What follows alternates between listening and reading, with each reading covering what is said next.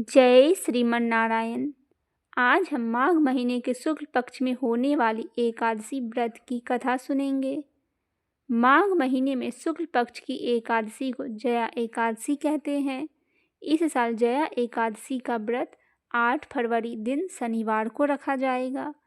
जया एकादशी बहुत ही पुण्यदायी एकादशी मानी जाती है। इस एकादशी का व्रत करने से सभी तरह के पापों से मुक्ति मिल जाती है। इस एकादशी का व्रत करने से मनुष्य को भूत प्रेत पिशाच से मुक्ति मिल जाती है। अगर कोई भक्त जया एकादशी का व्रत का पालन सच्ची श्रद्धा के साथ करता है, उसे पुण्य की प्राप्ति होती है। इस दिन भगवान विष्णु का पूजन करने से दोषों से मुक्ति मिलती है। साथ ही इस दिन पूजा के दौरान जया एकादशी व्रत की कथा पढ़ने से या सुनने से सौभाग्य की प्राप्ति होती है। आइए सुनते हैं जया एकादशी व्रत की कथा। धर्मराज युधिष्ठिर बोले, हे भगवान, आपने माघ महीने की कृष्ण पक्ष की सठतिला एकादशी का अत्यंत सुंदर वर्णन किया है। आप स्वदेज, अंडज, उदिज और जरायुज चारों प्रकार के जीवों के उत्पन्न, पालन तथा नाश करने वाले हैं। अब आप कृपा करके माघ शुक्ल पक्ष की एकादशी का वर्णन कीजिए। इसका क्या नाम है, इसके व्रत की क्या विधि है और इसमें कौन से देवता का पूजन किया जाता है, सब कुछ आप विस्तार से कहिए। तब श्री कृष्ण भगवान कहने लगे कि हे राजन, इस एकादशी का नाम जया एकादशी है। इसका व्रत करने से मनुष्य भ्रम इत्यादि पापों से छूटकर मोक्ष प्राप्त करता है तथा इसके प्रभाव से भूत पिशाच आदि योनियों से मुक्ति मिलती है। इस व्रत को विधि पूर्वक करना चाहिए। अब मैं तुमसे पद्म पुराण में वर्णित इसकी महिमा का एक कथा सुनाता हूँ। देवराज इंद्र स्वर्ग में राज करते थे और अन्य सब देवगण सुखपूर्वक स्वर्ग में रहते थे। एक समय इंद्र अपनी इच्छा अनुसार नंदन वन में अप्सराओं के साथ विहार कर रहे थे और गंधर्व गाना गा रहे थे। उन गंधर्वों में प्रसिद्ध पुष्पदंत तथा उसकी कन्या पुष्पावती और चित्रसेन तथा उसकी स्त्री मालिनी भी उपस्थित थी। साथ ही मालिनी का पुत्र पुष्पावन और उसका पुत्र माल्यवन भी उपस्थित था।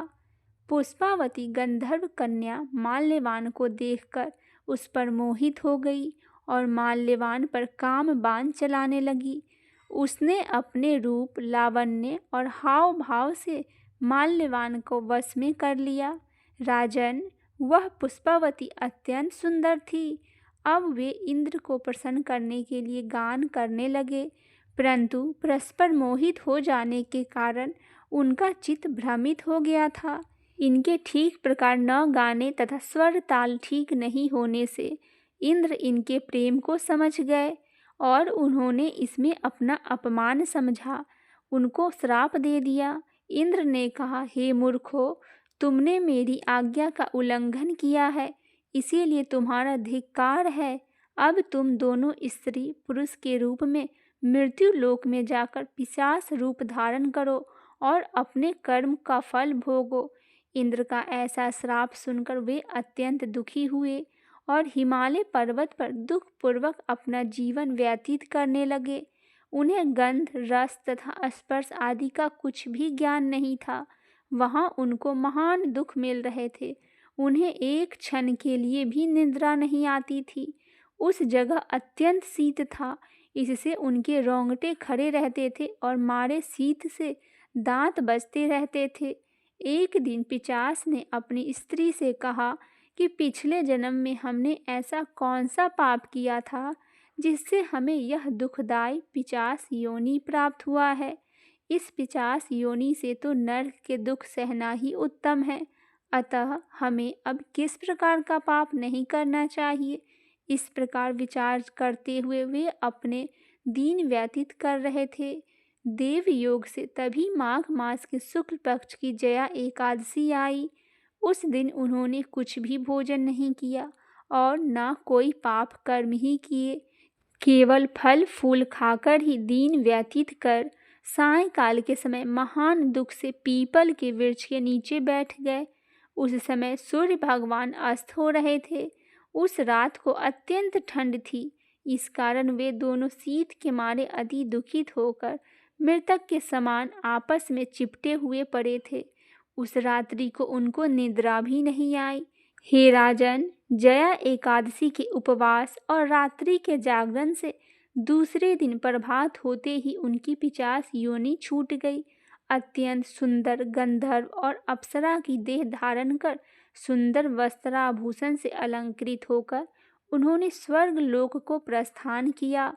उस समय आकाश में देवता उनकी स्तुति करते हुए पुष्प वर्षा करने लगे। स्वर्ग लोक में जाकर इन दोनों ने देवराज इंद्र को प्रणाम किया। इंद्र इनको पहले रूप में देखकर अत्यंत आश्चर्यचकित हुआ और उन्होंने पूछा कि तुमने अपनी पिशाच योनि से किस तरह छुटकारा पाया, सो सब बतलाओ।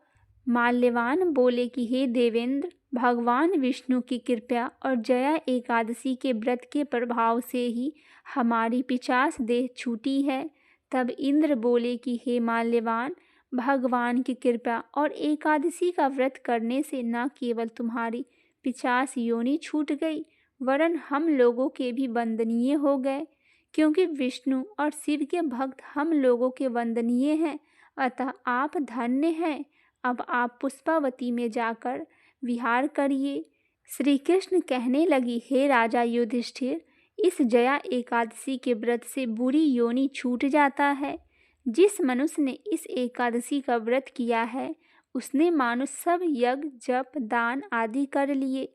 जो मनुष्य जया एकादशी का व्रत करते हैं, वे अवश्य ही 1000 वर्ष तक स्वर्ग में वास करते हैं। बोलिए लक्ष्मी नारायण भगवान की जय। श्री कृष्ण जी महाराज की जय।